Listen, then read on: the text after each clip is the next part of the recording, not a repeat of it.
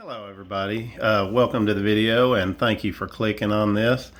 I wanted to share with you guys probably what is a vastly unknown and therefore unappreciated watch. This is the watch that started my luxury watch obsession back in the year 2000 or 2001. It was the first watch I had ever bought. It wasn't very expensive even at that time, the original one I owned. It's kind of funny. The original one I owned, I actually purchased from the Home Shopping Network. This is the BEAMER 100i chronograph. It's quartz movement. I think it's the ETA caliber 251.272. I found reference to that caliber being used in the Breitling Colt and a couple of other, watches. I was surprised. I know it's an ETA movement, but it never gave me any issues in either watch of this limited edition series that I've owned. This is my second one. The first one I purchased at HSN. At the time, they retailed it for about $300. And that was a lot of money for me then, still kind of is now. But luckily HSN lets you break it into payments. I saw it. I thought it looked really nice. I already liked unique watches, and even department store watches that I was buying in that period, they were kind of the more unique pieces that you didn't see anywhere else. And so I kind of had to have it. As soon as I put it on, I was hooked. It was heavier than any watch I had owned previously. And it had some features. While I enjoyed those features at the time, ever since then, I've learned quite a bit more since 2001 about a lot of different luxury brands, even if I've only owned two Seamaster 300Ms in my, in my collection, both at different times. I can't afford to own more than one high-end watch at a time, so... and it has to be just a special set of circumstances when I can get one. But I have owned two Seamasters. The first one was the Seamaster 300M. It was the quartz version. As soon as I bought it, I regretted it. Wished I'd got the automatic, and years later, I got an automatic. So this first watch, when I bought it, I owned it for several years, wore it daily for several years.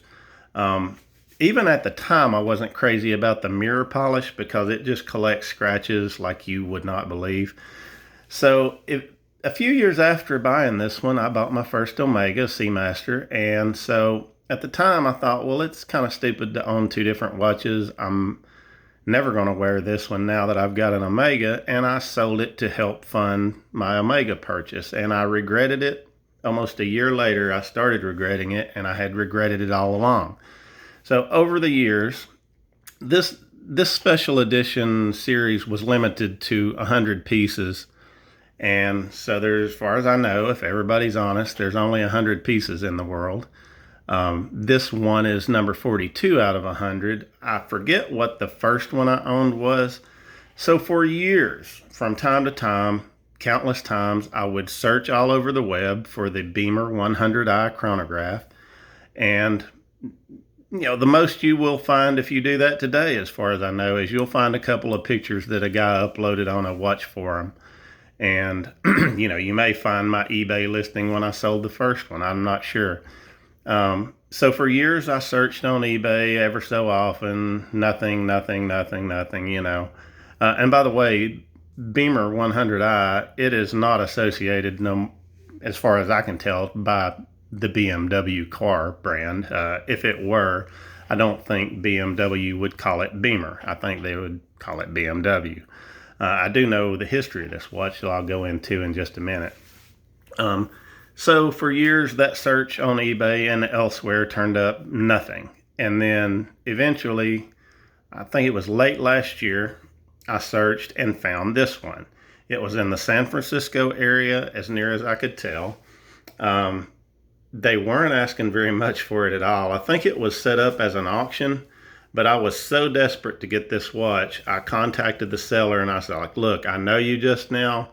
I think I had saved the search, and so anybody that was listing anything similar to a BEAMER 100i, I was notified. I think that's how I did it. I kind of forget. But I contacted him immediately and I said, look, I noticed you have this at an opening bid of whatever it was, $100. And I said, look, I am willing to, if you can change this to a buy it now, I will buy it right now. I'm willing to pay, I forget what I told him. I think I'm willing to pay $150. Get back to me, please. I own one of these before. I'm definitely interested, and I don't want to wait a week, and I don't want to risk losing it, even though I do use Auction Sniper and similar things. Sometimes that doesn't work, so I did not want to lose this. I wanted this watch again, and so we worked on it, and he agreed to I think 150. So I paid him, or maybe it was 160. I don't know.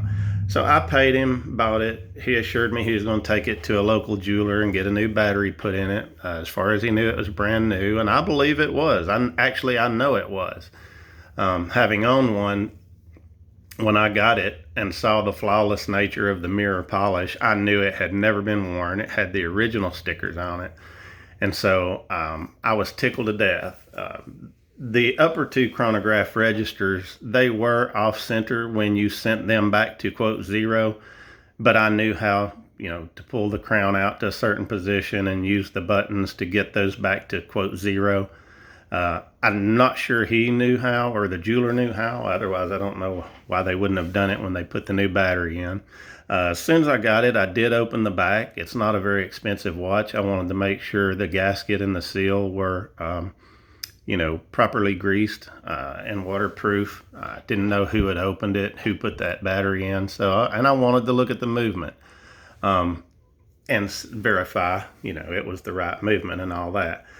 And so, even though I was pleased with the features at the time, I've learned now that the original retail on this for $300 was pretty amazing, even back in 2001, just because of the features that it has.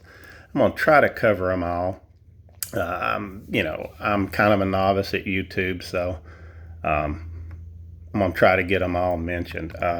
Number one, it's the ETA movement. It's a chronograph, obviously. It's a blue mother of pearl dial, and it's got raised and shaped 12, 4, and 8 hour markers.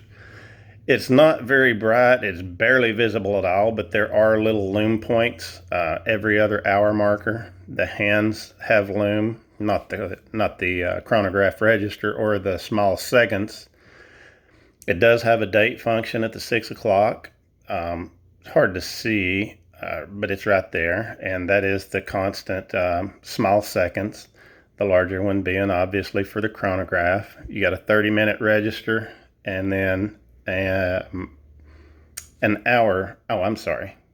No, this is a 1/10 of a second register on the right, and that's the minute register on the left. 30-minute register, and then this will show you the hundredths of a second. I said tenths.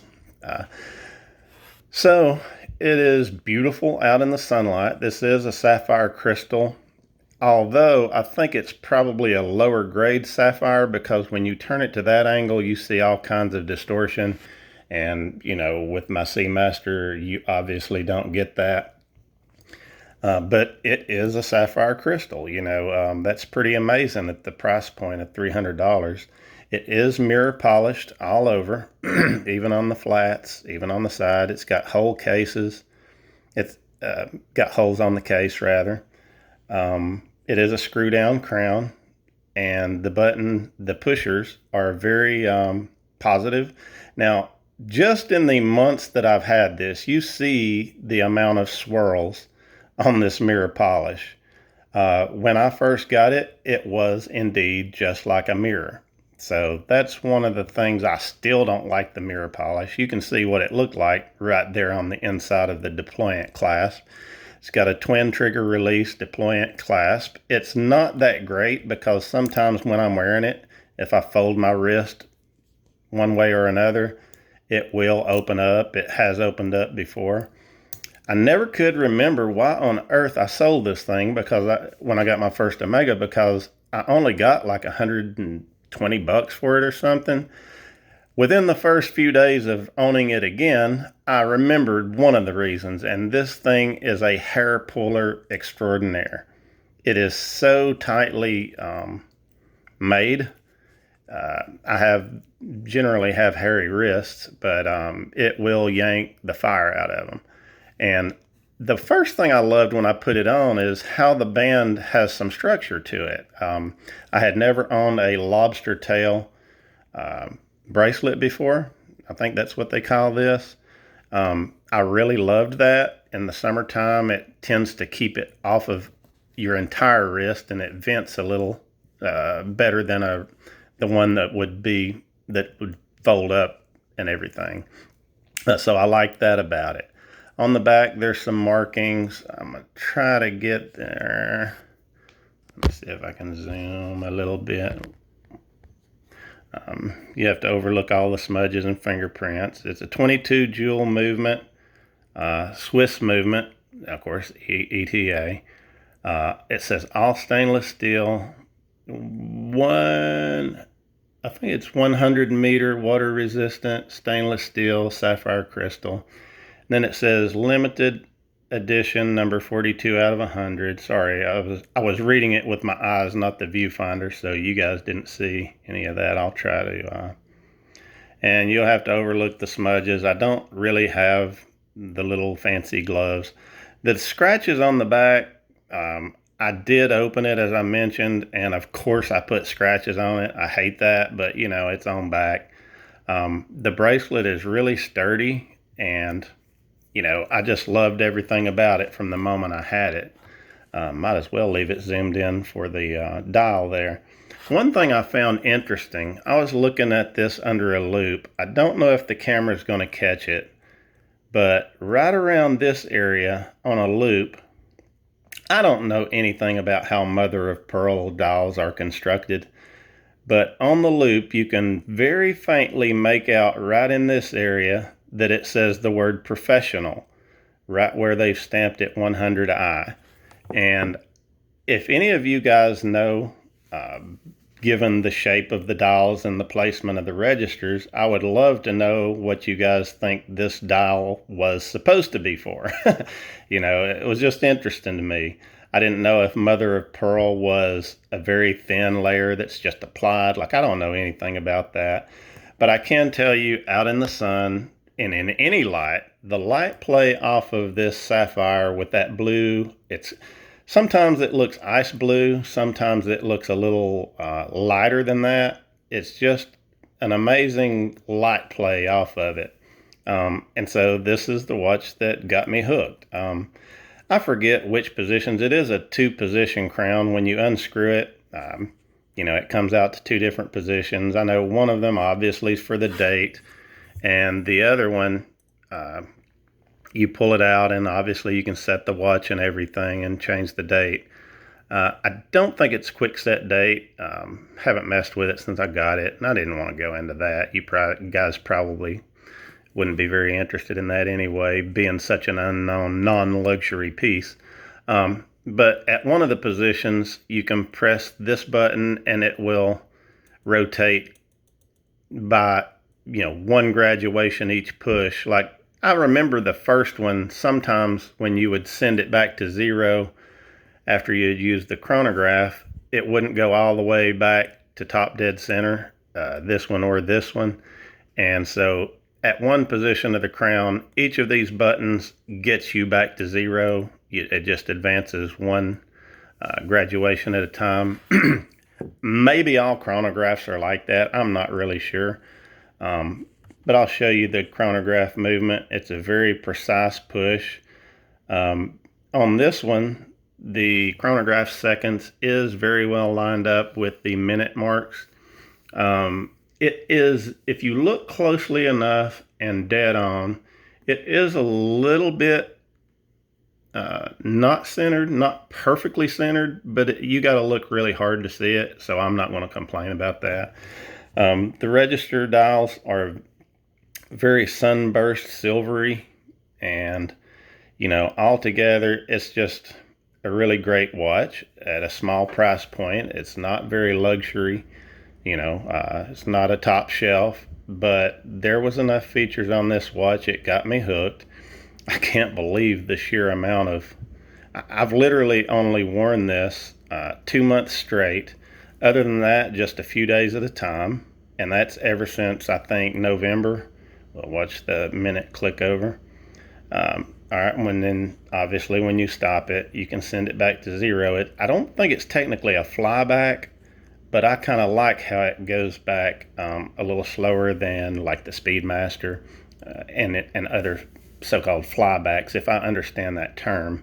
I don't think this is technically a flyback. But as far as the swirls, I think I got this in November or maybe the previous month. I wore it like 2 days in a row about 3 times, and then about 2.5 months ago, I sent my Seamaster in for service to the Omega service department. And so it was gone for 2 months, and I wore this 2 months straight.